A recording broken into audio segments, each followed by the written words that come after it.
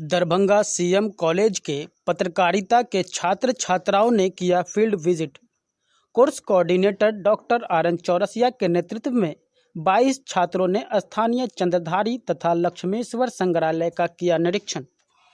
Visit कर प्रसन्नचित्त एवं अनुभवी हुए छात्र छात्राएं सीएम कॉलेज दरभंगा के पत्रकारिता सत्र 2019-20 के 22 छात्र छात्राओं ने course coordinator doctor RN. Chaurasia के नेतृत्व में चंद्रधारी संग्रहालय तथा महाराजा धीराज लक्ष्मेश्वर सिंह संग्रहालय दरभंगा का परिभ्रमण किया, जिन्हें पुरातत्ववेत्ता डॉक्टर सुधांशु कुमार ने मूर्ति तथा चित्रकला के बारे में विस्तार से बताते हुए कहा कि इन दोनों संग्रहालयों के अतिरिक्त हाल ही में मिथिला विश्वविद्यालय में कामेश्वर सिंह संग्रहालय भी आम लोगों के लिए खोला गया है।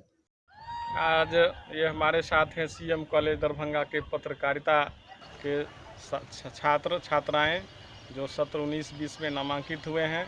बहुत दिनों से थियोरेटिकल क्लास इनका चल रहा है सीएम कॉलेज में विभिन्न शिक्षकों के माध्यम से, लेकिन आज इनका फील्ड विजिट हो रहा है। इसमें दोनों ही म्यूजियम में इन्होंने अभी सुबह 10 बजे से ही निरीक्षण किया है और देखने का प्रयास किया है कि इसमें मिथिलांचल की किन कला संस्कृतियों को दर्शाया गया है।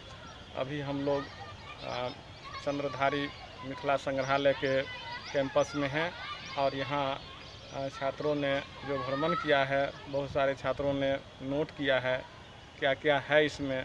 पत्रकार को खोजी दृष्टि से उनको आचरण करना चाहिए, वॉच करना चाहिए क्या देख रहे हैं और उसके बारे में सामान्य जन देखते हैं और उसको खुशी मना करके एंजॉय करते हैं और चले जाते हैं। लेकिन एक पत्रकार जो होते हैं वो अपनी आंतरिक दृष्टि, पैनिक दृष्टि से न केवल उसको देखते हैं बल्कि वो लोगों को भी दिखाने का प्रयास करते हैं।